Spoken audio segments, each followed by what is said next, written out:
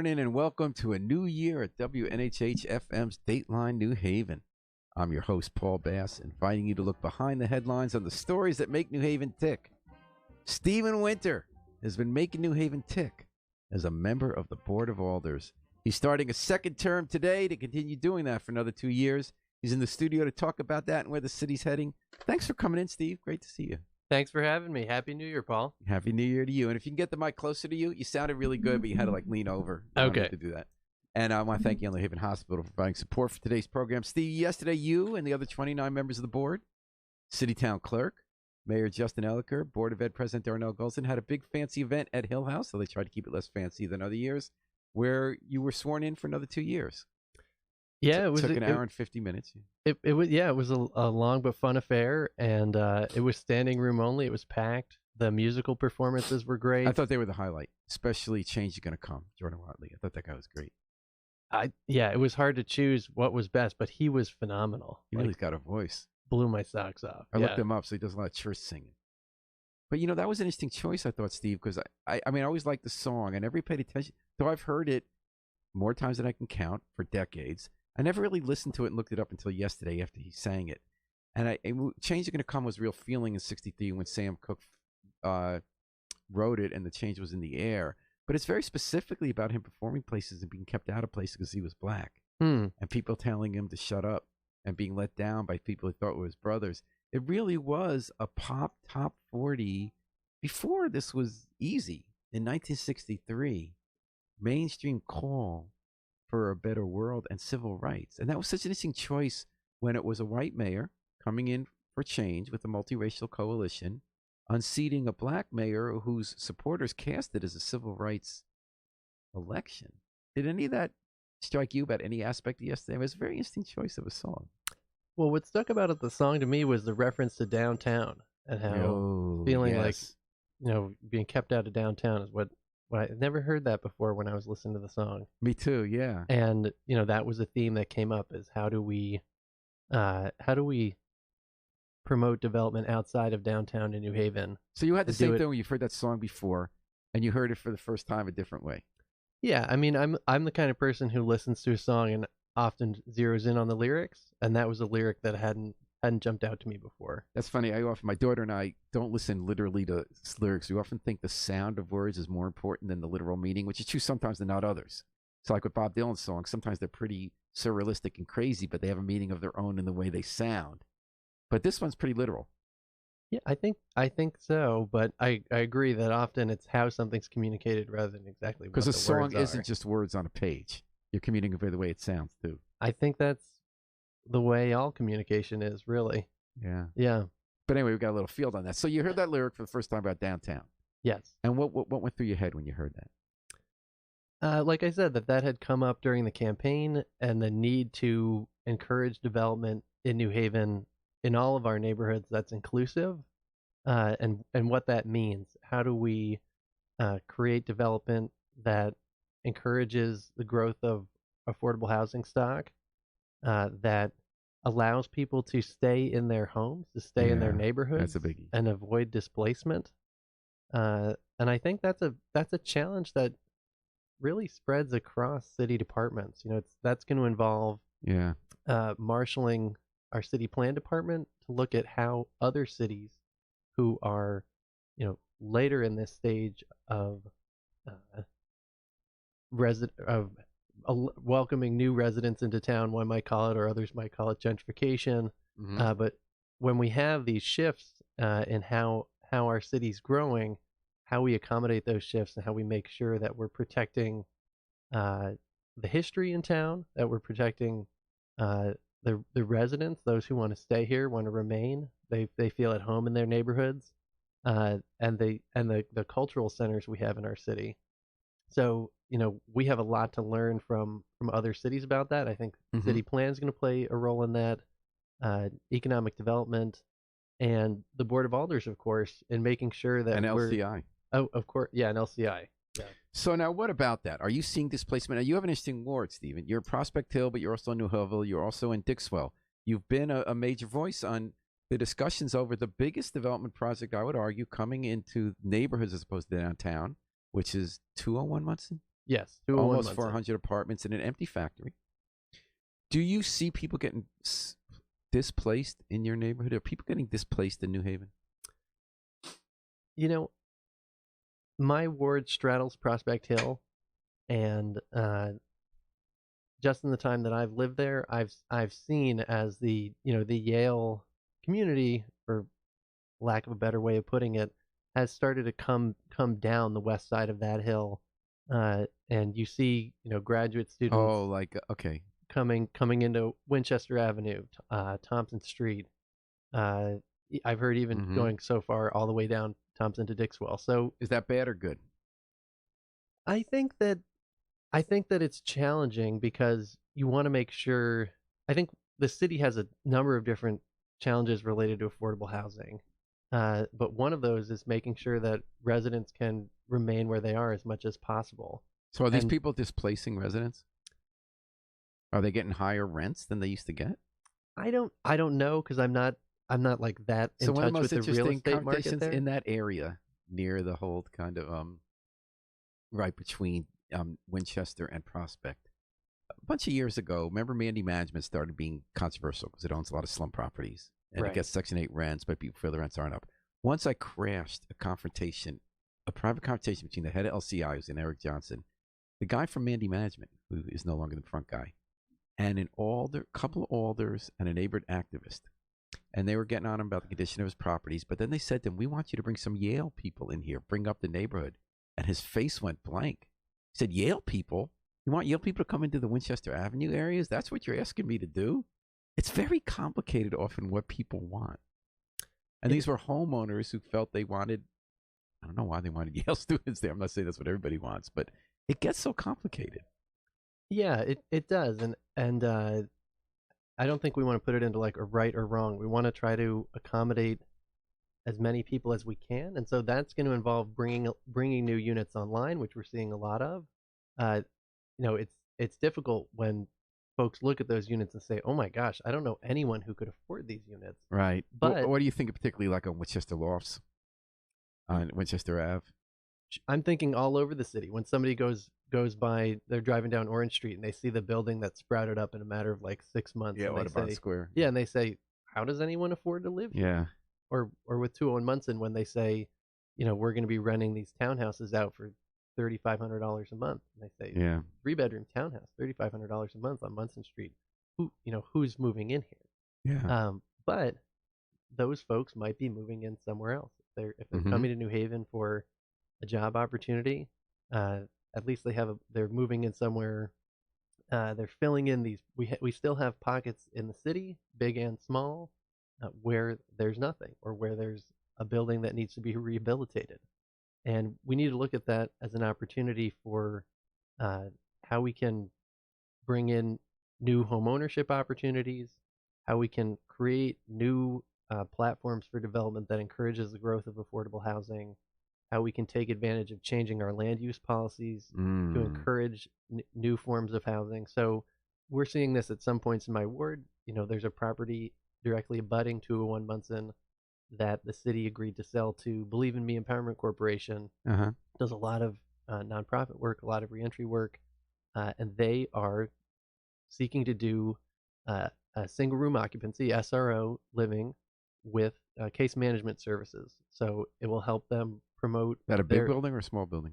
It's going to be a medium-sized building, from what I understand. I don't know the exact number of units, but it's not going to be a 3 or 4 bedroom. It's not going to be a 30 or 40 bedroom, but somewhere in between. Excellent. So we're talking to Steve Winter, one of the 30 alders beginning a new term. Bob, thanks for your question. We're definitely going to get to your question when we're done with this subject. On Dateline New Haven, WNHH-FM 103.5, live streamed to newhavenpen.org. You brought up such a great example here. So you got that 201 Munson. People are feeling who can afford $3,500 3-bedroom townhouse. But as you also pointed out, that land was vacant and polluted. It's getting cleaned up. Thanks to you and Rodney Williams and others, the people building it agreed to hire people from the neighborhood to do work on the construction. They agreed to have some affordable units in it. But overall, and then you mentioned that the city sold the property next to it for single-room occupancy housing. Overall, does that development push your residents out? Or does it make it easier for them to live in their houses by getting the newcomers to come to a property that was previously vacant? I think the challenge for the city is you've got a neighborhood right next to this huge 13-acre parcel that's incredibly vulnerable to displacement. Mm. And how do we develop affordable housing strategies that allow folks to remain in their homes? What does that look like? So does this make it easier or harder for the people to stay in their homes? Well, I think in the long run, we need to be really concerned about, how does this drive up? So here are the two theories, and you're familiar Sure. with this, you more than I am, because Mhm. you've been more of these conversations. One theory is this drives up everybody's rents because wealthier people are coming in. The other theory is that is supply and demand. So if you're building on vacant land and getting these more expensive properties, that makes it easier for rents not to go up nearby because the demand is being met. So in fact, people can stay in those homes. Other people say, because you alluded to this, does it feel like my neighborhood anymore? Like in Washington, people say partly it just doesn't feel like my neighborhood anymore. So that's cultural gentrification. Other people say cities are always changing. Elliker talked about this yesterday in his inaugural address. And that do you welcome new people, as you're saying on this program, Steve Winter, find a way to make sure everybody's a part of it, but welcome them in without losing the other people. And then there are people who say that affordable housing advocates like those in New Haven are promoting policies that in the end will do the opposite of what they want. That if you're trying to make it harder for people to build this market rate housing, you're going to squeeze supply and demand so that the existing housing becomes more expensive without getting any better because more people want that property. Who's right? I don't think it has to be an either or here. I think that you can see dynamics at play. Like for example, I've heard anecdotally that the what is the giant building on State Street?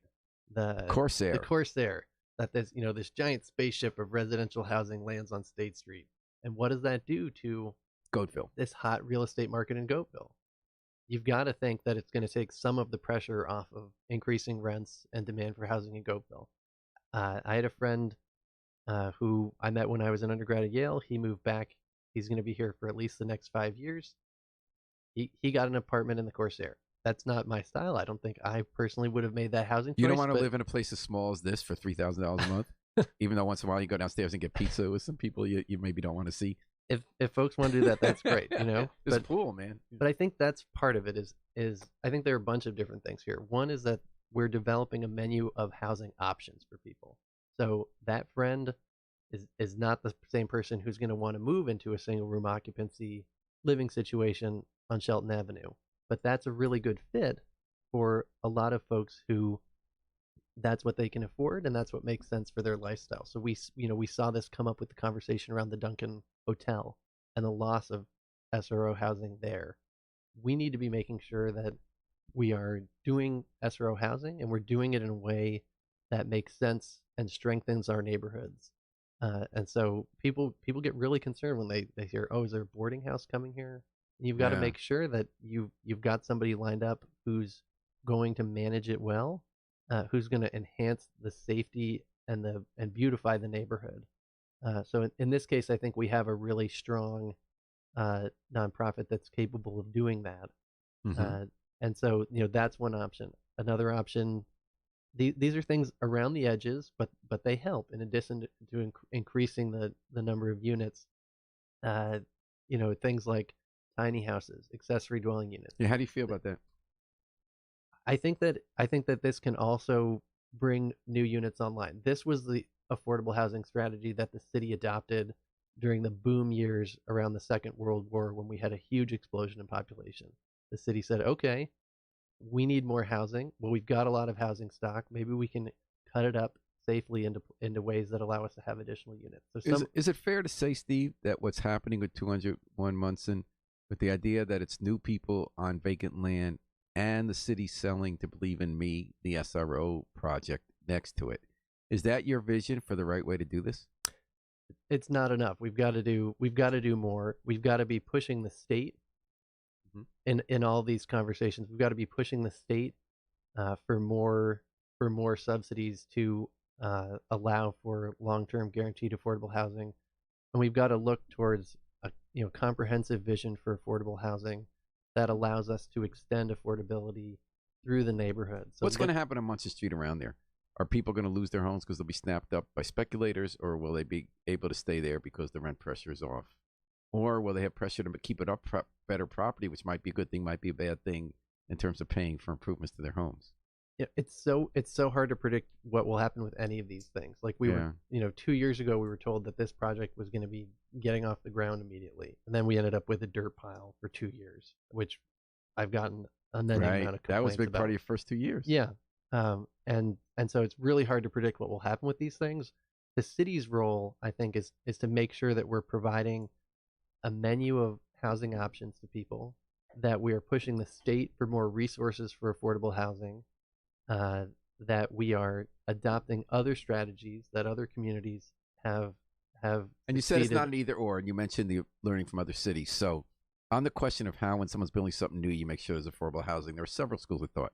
There's an old-fashioned school of thought of saying you negotiate with them. Often they're buying, as long as they're buying a city property or need some kind of special zoning help, we have leverage. So we can legally say we want you to include X percentage of affordable housing. So that's what we've done in some of these projects. We always end up needing to get the state money, which we've gotten often, like in the Hill projects. Eddie Salvador, we can't always. A second idea, Mark Abraham, Data Haven argues this, is that you encourage them to build all the market rate with no subsidies because, again, they feel that will open up opportunities in the existing stock, take the pressure off Dwight Street if you just build a lot of stuff on Howe. A third idea from Washington, D.C., is instead of hoping to get state and federal money that's drying up, is you tell the developers of the market rate, you got to charge somewhat higher rents than you were planning on the market rate. Use that to subsidize 20%.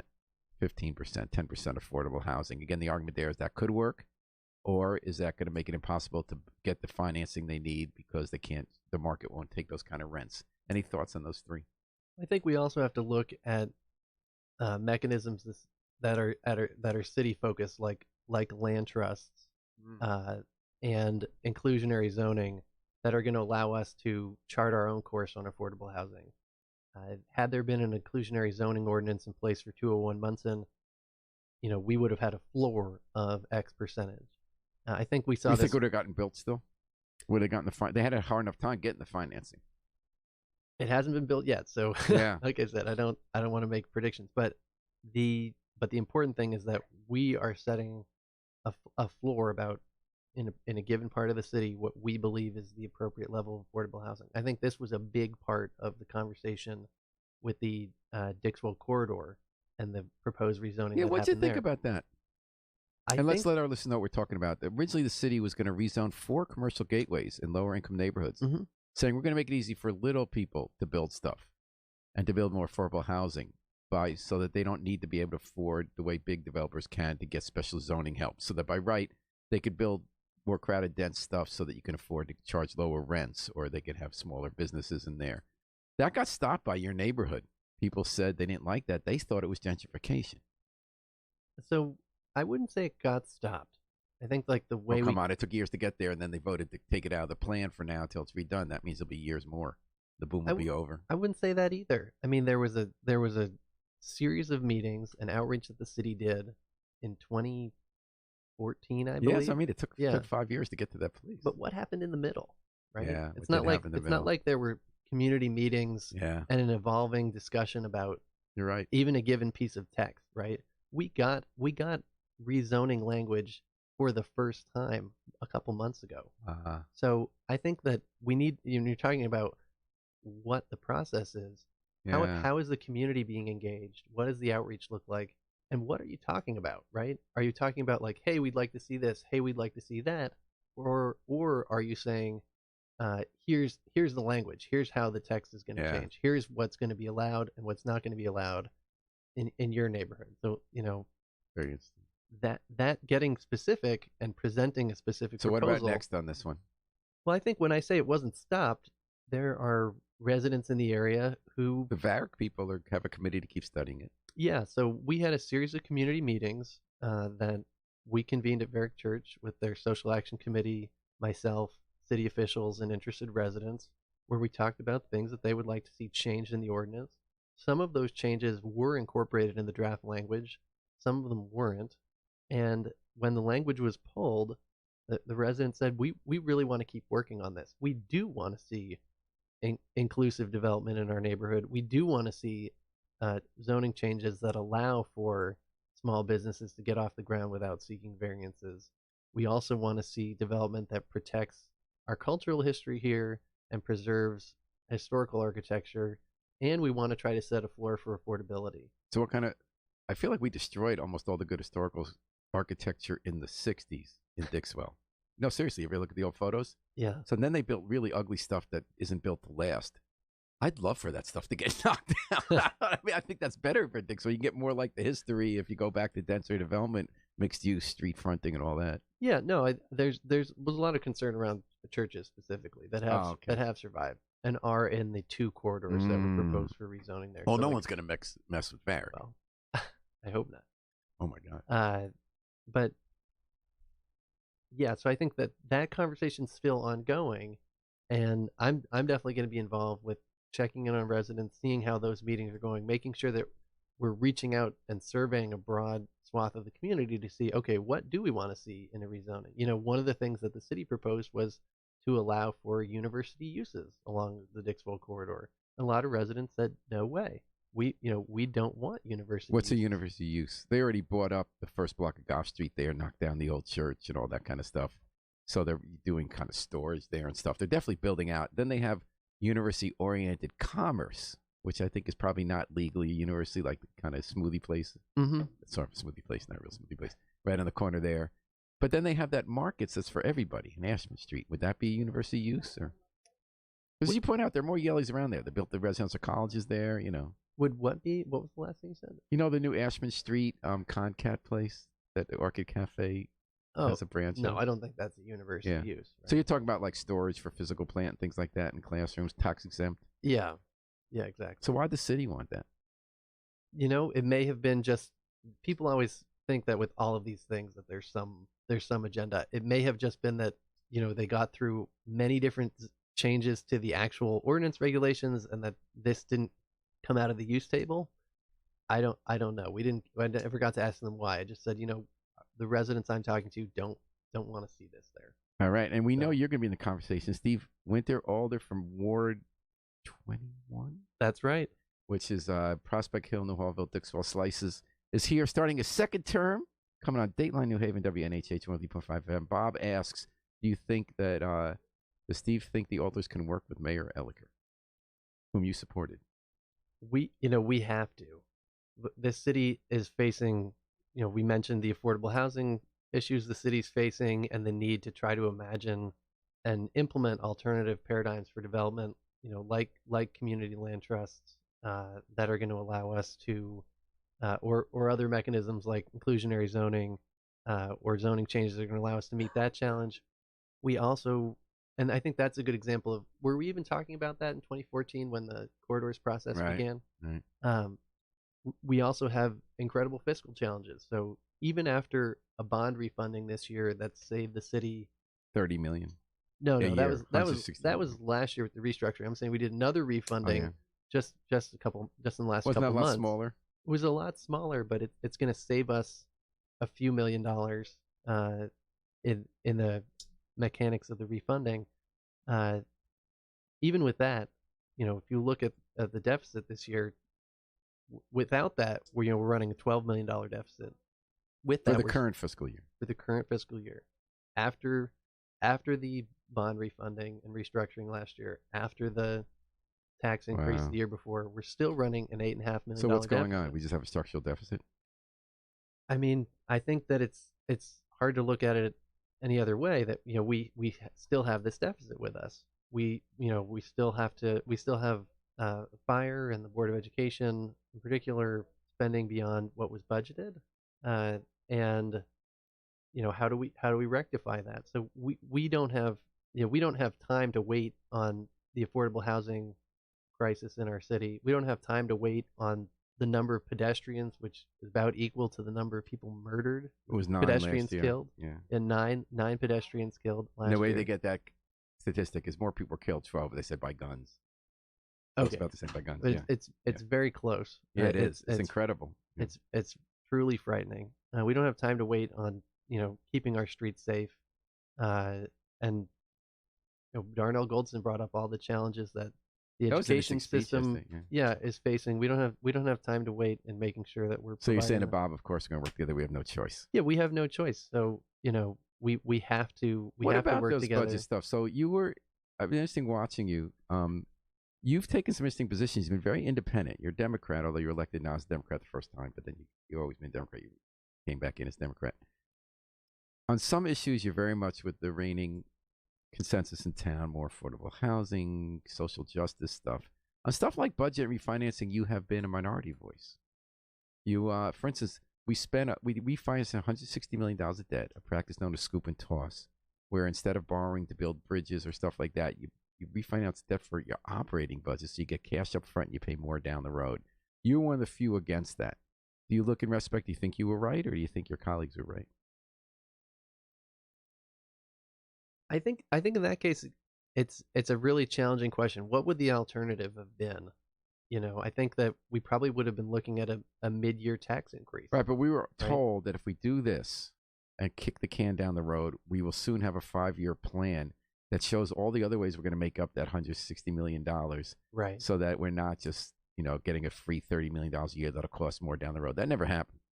We never got a detailed plan that showed us new way we're going to either make cuts or get new revenues that took care of that free fake money we got. We did get a 5-year plan. Right, but it wasn't much of a plan. There were some interesting suggestions in there for how to save money, but we have not resolved. I think he's saying, are we going to be able to work together?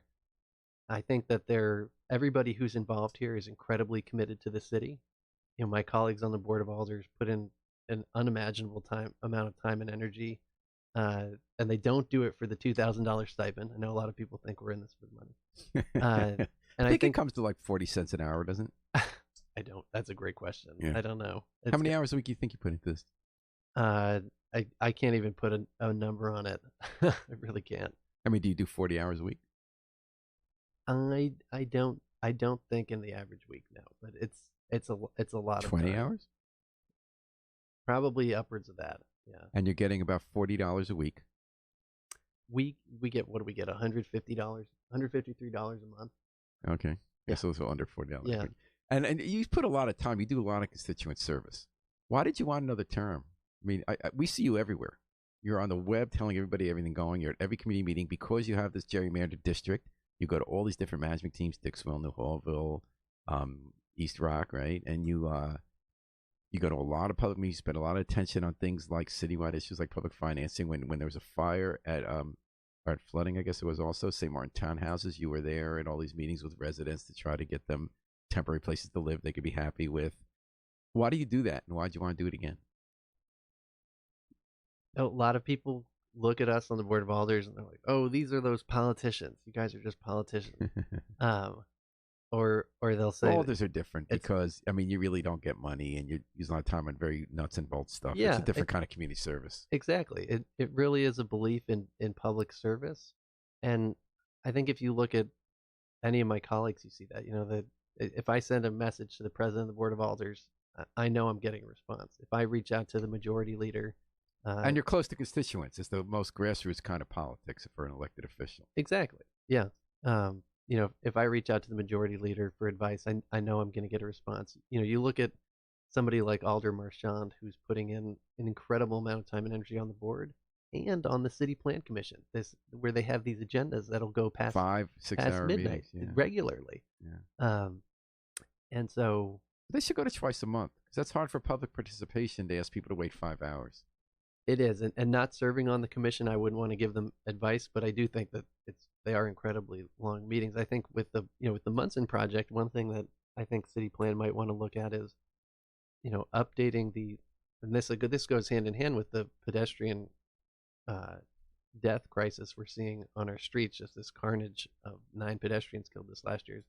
We have a site plan review process that's just focused on motor vehicle traffic.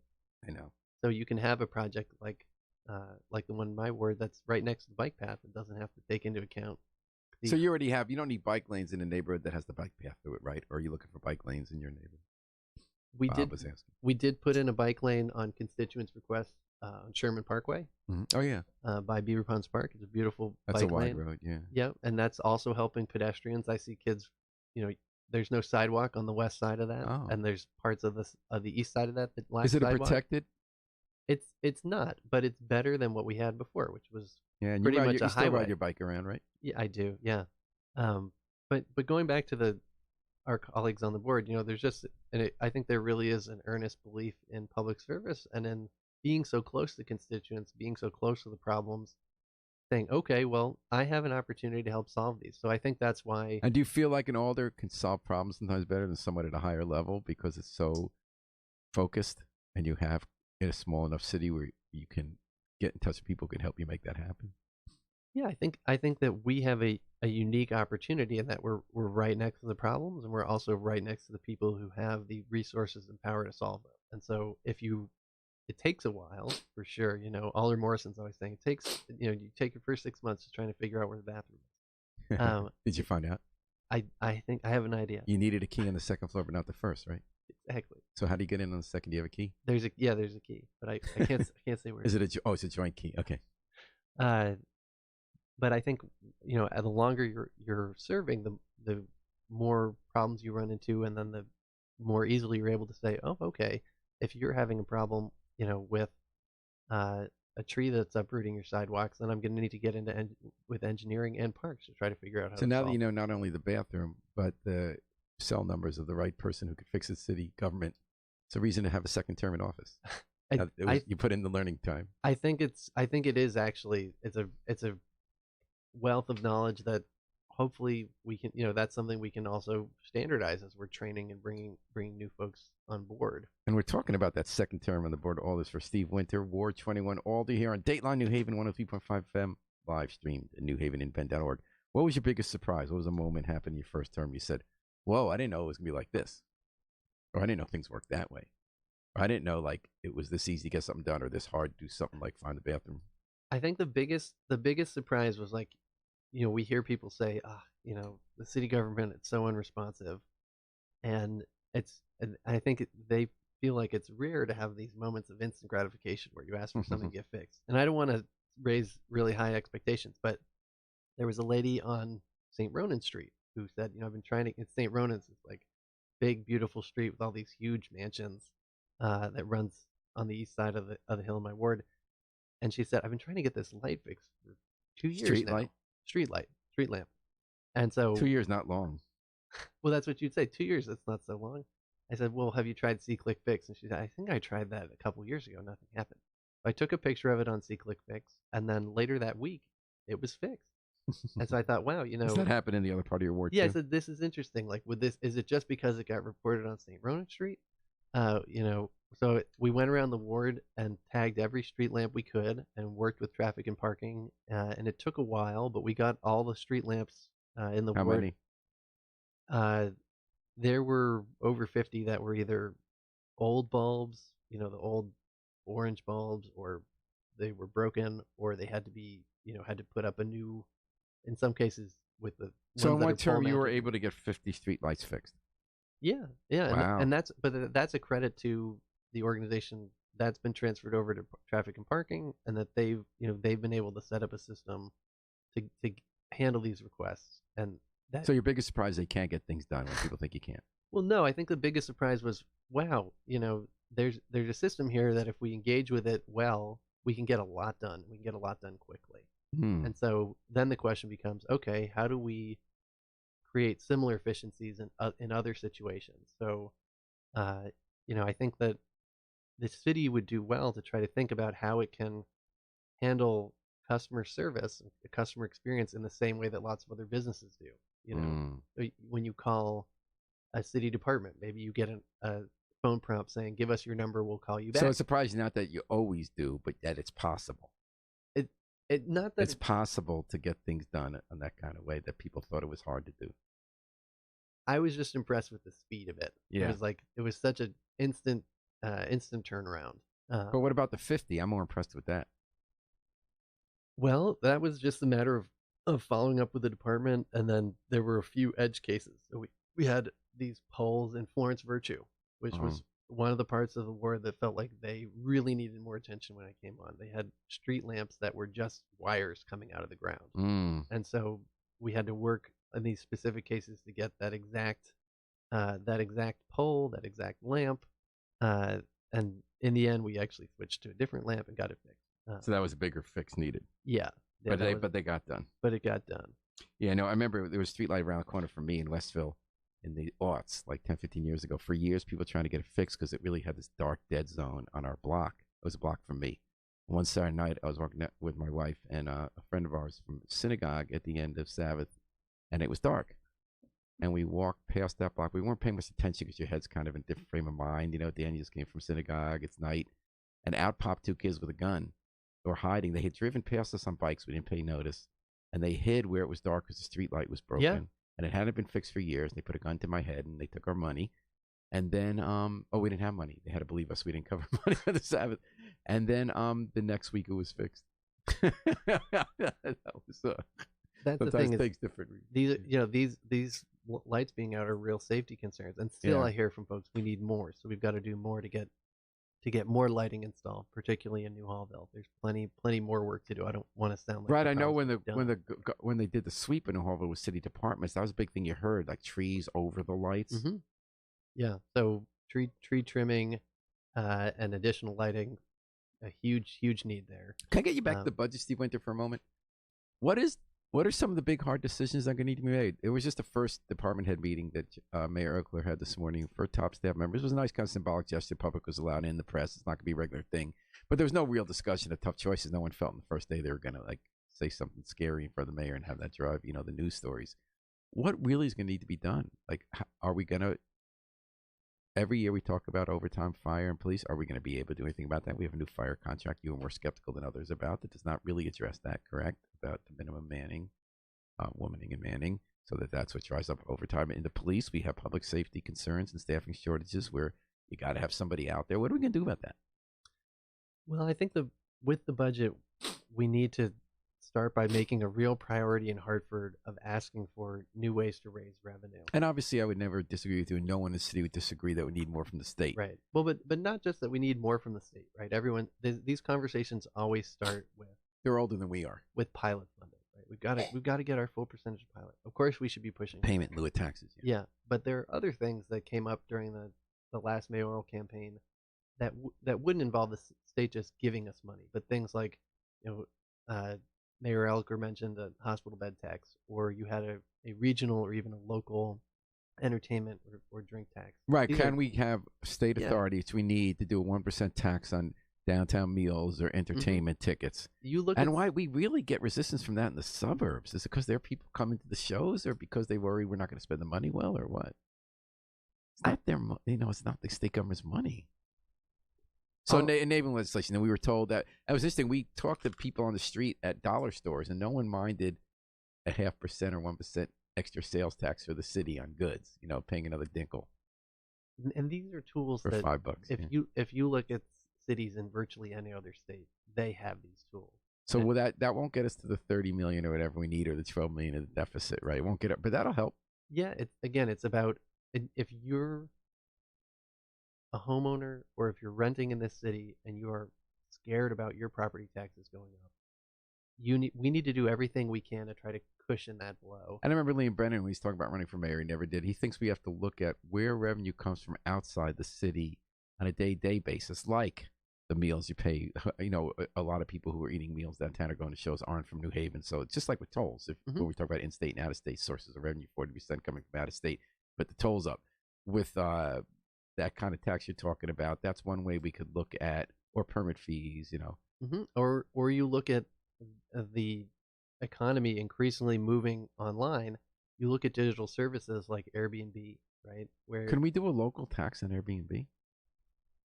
I think that we really ought to look into whether you can do a fee for something like Airbnb, where this this Airbnb fee, it even rhymes. Airbnb brings up externality issues for neighbors. If there's suddenly we saw that a lot in Amity, Beverly Hills. Mm-hmm. And then you look, I think an even bigger issue is we have the 11th worst asthma rates in the country, and we're sandwiched between these two highways, but we also have a lot of pollution that's being brought on by people who are saying, like, well, I'll just take an Uber from the train station rather than get on the free shuttle, right? or get on the Yale shuttle. I'll take an Uber. And so other cities have implemented congestion and pollution fees related to Uber to try to encourage ride shares to Oh. uh, That move. means you get a tax on Uber in your city. Yes, Would we need state for that? I don't think you would need state enabling legislation because this is directly related to our public health here. So we in can call it a Haven. fee rather than a Yeah, tax. so in the same way that we have a rental registration ordinance that looks out for life safety issues in rental properties, and we have a fee associated with that, you could say the same thing. This really is when you have the level of respiratory illness that is really epidemic in our city. And you said we're what number? We are the 11th, according to a national asthma and respiratory illness association. We're the 11th worst in the country. So when you have something on that epidemic level, I think you can step in and say, this is under our police powers to protect our public health. And it's something that's going to, also protect us from, rising sea levels as well. So if you look at that bigger picture with climate change. So I think that we need to look at those. Is that going to solve our budget issues? No, You'd but say you got again, sunk here. I mean, I don't know if it's not going to happen, but if you had the 1% sales tax, entertainment tax, you had Airbnb fee, if you had the surprise fee on Uber, you'd be getting, what, you think, 4 or 5 million out of all that or no? I think it would add up. I do. And what about cuts? Would you cut? Are there things that government does that we just can't afford to do anymore? Now, on the left, people say that's called austerity, and that's been forced on us with this false choice when we used to just collect a lot more tax revenue at state, especially federal levels, even under Republican presidents, than we do now. So the idea that government should live with less is a false choice imposed on. But others say the world changes. People in a city, we can only limit how much we can tax our homeowners before you reach a point of no return. So you're not going to get more by taxing more. Do we have to do less in government? I think a lot of the people who say we have to do less in government, need to look at some of the fundamental realities of a municipal budget and ask themselves what they really think is fair. Would you deny public employees cost of living increases? And I think that hurts the economy anyway. Besides being morally wrong, I mean, it's right because so, you basically give them it's hard enough to make ends meet. Yeah. Right, but if you're going to say, if I agree, and so if you're going to say, hey, no, that's morally wrong. We want to take care of our public employees. But what if we say we'd run better schools if schools didn't do X because we'd have more money to do the rest? Or like we love having parks, maybe we'd sacrifice a certain thing that happened in parks so we can keep the rest of them maintained better. Well, I think we do need to be looking at how we're business development. Yeah, how we're allocating resources, and particularly around our plant facilities and our administration, to make sure that we are getting resources to the front lines where they're needed most. Like a teacher in a classroom. On the other hand, you've got 26,000 students in New Haven Public Schools, and you're going to need some level of administration to make sure that that the right practices are propagating throughout the district. But I've still never heard anyone say, when they say get rid of the bureaucratic fat in schools, what we get rid of. Do we get rid of someone who does curriculum? Do we get someone who vets people you hire, who actually hires people, someone who does discipline, someone who reports to state and federal agencies about how we spent the money so we can keep getting the money? So I think if you look at the Board of Ed, we say like, oh, well, I think that's an interesting example where we've actually had some major, and I would say major means in the millions, victories on, if you look at the battle over whether we should charge outlying suburbs for tuition. Yeah, that was a major victory. That was a major victory. I don't think we would have had that victory had we not gotten folks together to try to just explore every avenue. So I think with there's a deficit. Right, the world changes, how you run things change. You got to look at every job and say you still need that person. You need someone new doing it that way. Yeah, or can we take that person who's doing one thing and have them do another thing? So I think this is a classic example of software can help us free up something that would have before you would have had somebody doing all the sick time and vacation days by hand. Now they're plugging that into a computer. It takes 1/10 of the time. What does that free them up to do? To provide for better services, or to reduce costs somewhere else. So I think the important thing though is that the conversations are happening. So like with the Board of Ed, where things ended up going, and I don't know where they'll go next, but where they did end up going was this deficit reduction committee, right? And again, exploring every avenue for how we can try to do things better. I think it's important that those conversations happen. I think that the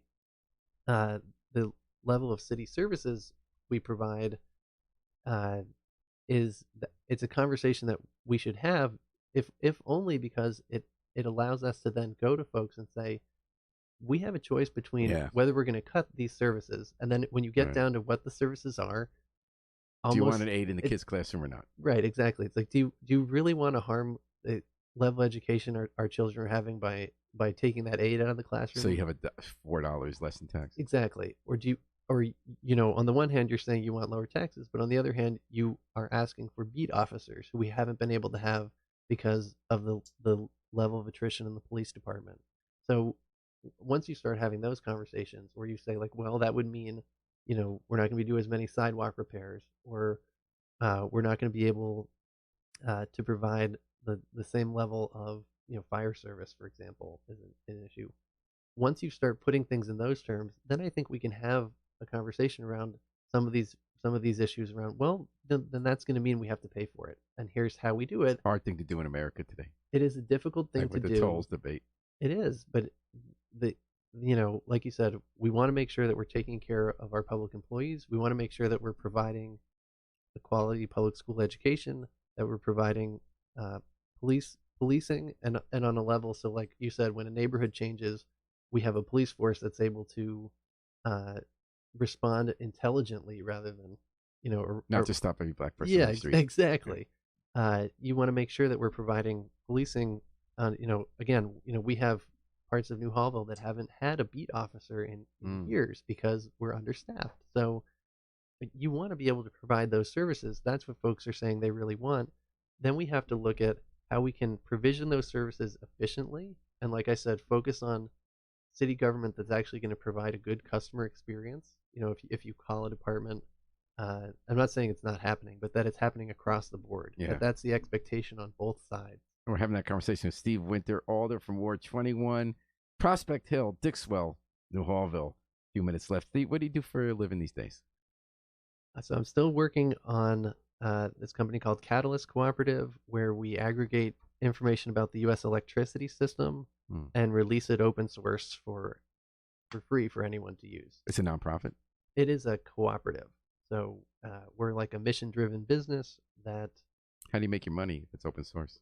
We do a combination of grant-funded work through a fiscal sponsorship, so it is nonprofit-y. And then we also do contract work with folks who are interested in accessing the data but can't do it themselves. So what do you spend your days doing? You're crunching numbers about electricity uses with the hope of having us use electricity or switching to green energy, or what's the... Yeah, a lot of it is about this amazing shift that's happening in the electricity system, where it's actually cheaper in most cases to build new wind and to build new solar than it is to continue running legacy power plants like these big old dinosaur coal plants.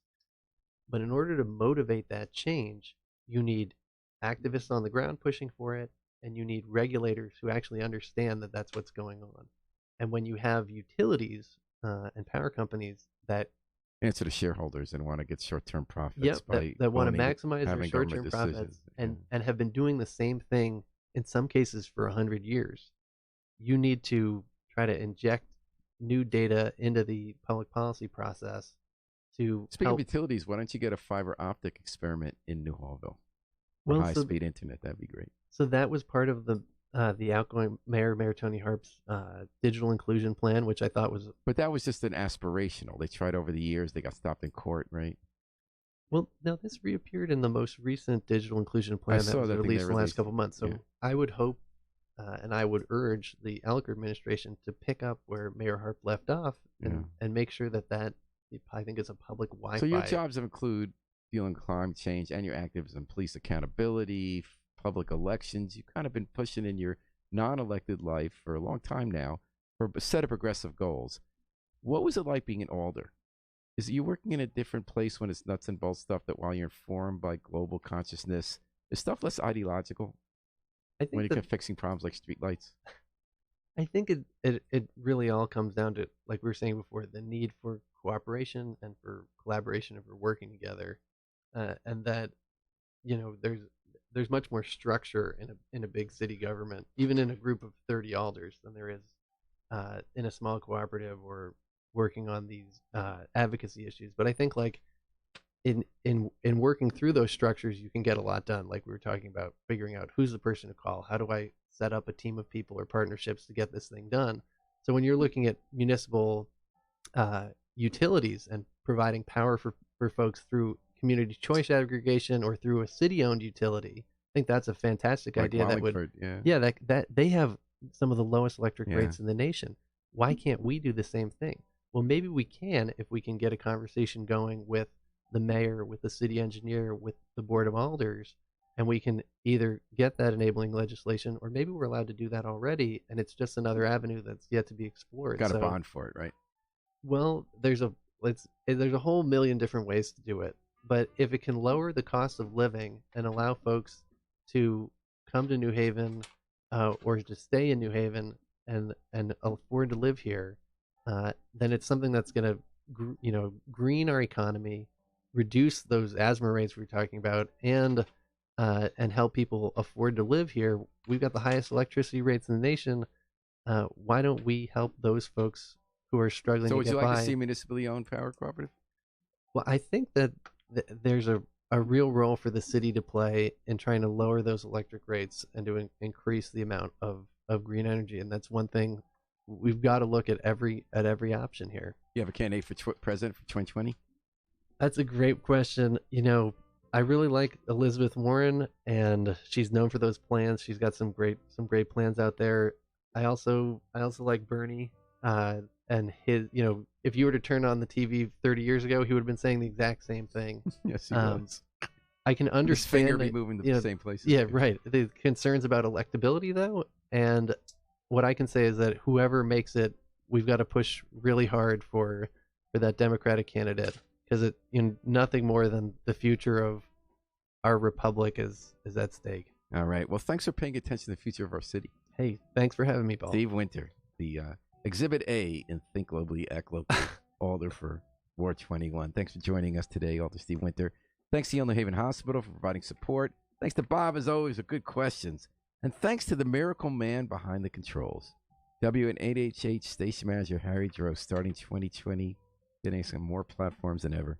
We're going to take it out with the Afro-Semitic Experience, performing I Wish I Knew How It Would Feel to Be Free, from the CD A Plea for Peace. This is Paul Bass inviting you to fly free with us all day and all night on WNHH, New Haven's home for community radio.